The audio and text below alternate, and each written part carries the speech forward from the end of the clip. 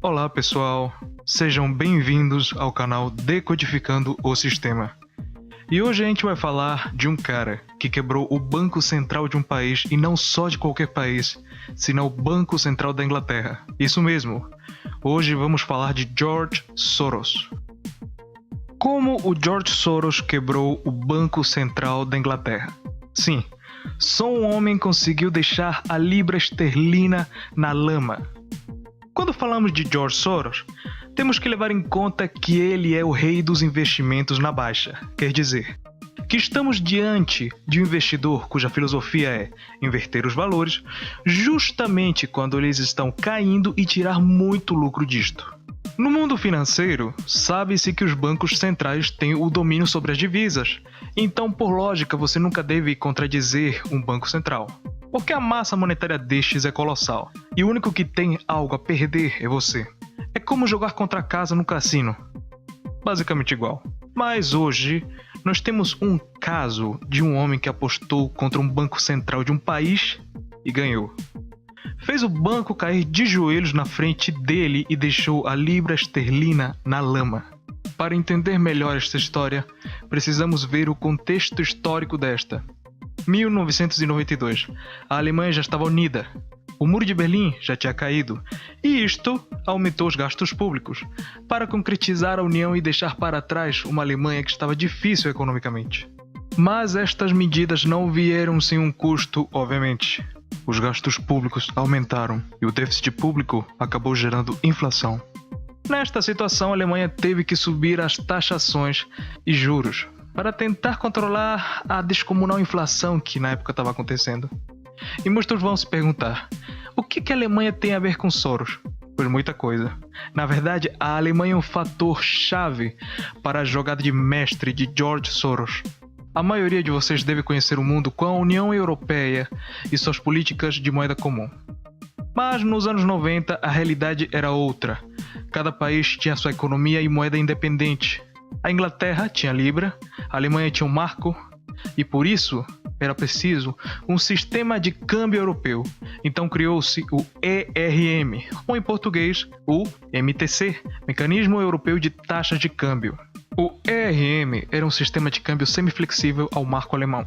Portanto, os outros países deveriam ter certa margem na sua moeda dependendo do marco, para assim ter uma taxa de câmbio mais estável.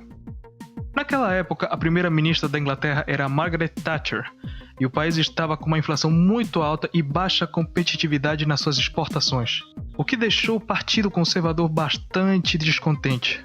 A primeira-ministra sempre se mostrou contra este novo sistema de câmbio, mas devido à situação do país na época, as pressões aumentaram para que a Inglaterra entrasse no ERM. A pressão aumentou até um ponto que a Margaret Thatcher cedeu, e a Inglaterra entrou no ERM, e este foi o fator determinante para que George Soros levasse a libra esterlina ao fundo do poço. Como já falei, o ERM estava em função do marco alemão, então, se o mesmo subisse, a Inglaterra era obrigada a fazer novas políticas de apreciação da sua moeda, e se caísse, a libra teria que ser desvalorizada, para acompanhar então o ERM. Este fez com que muitos países europeus aumentassem seus juros para poder acompanhar o marco, e isto acabou valorizando muito a moeda alemã.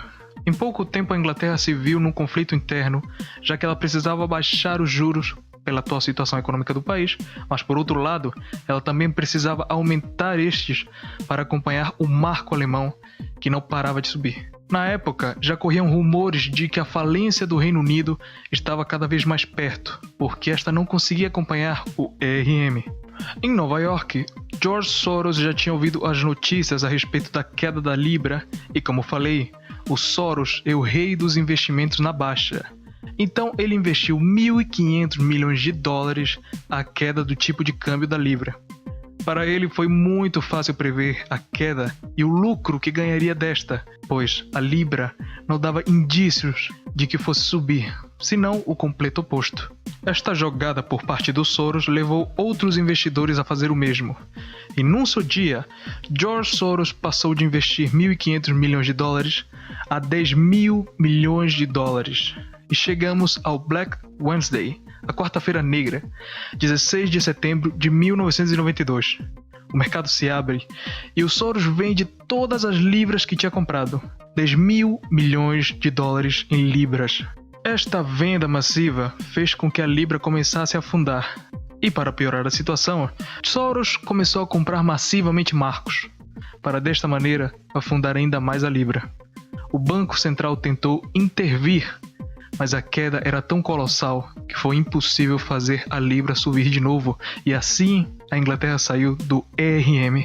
Vendo esta jogada de mestre por parte de Soros, mais investidores começaram a fazer o mesmo, e assim a moeda afundou de vez. Só num dia, o George Soros ganhou 1 bilhão e 100 milhões de dólares, acabando com o Banco Central da Inglaterra, e assim, o Soros tornou-se o primeiro multimilionário a quebrar um banco central. Refletindo a respeito, concluímos que o verdadeiro poder não reside nos presidentes, mas nos tubarões de bolsa e mega empresários. O que os pequenos e médios investidores tentam é acompanhar e prever seus movimentos.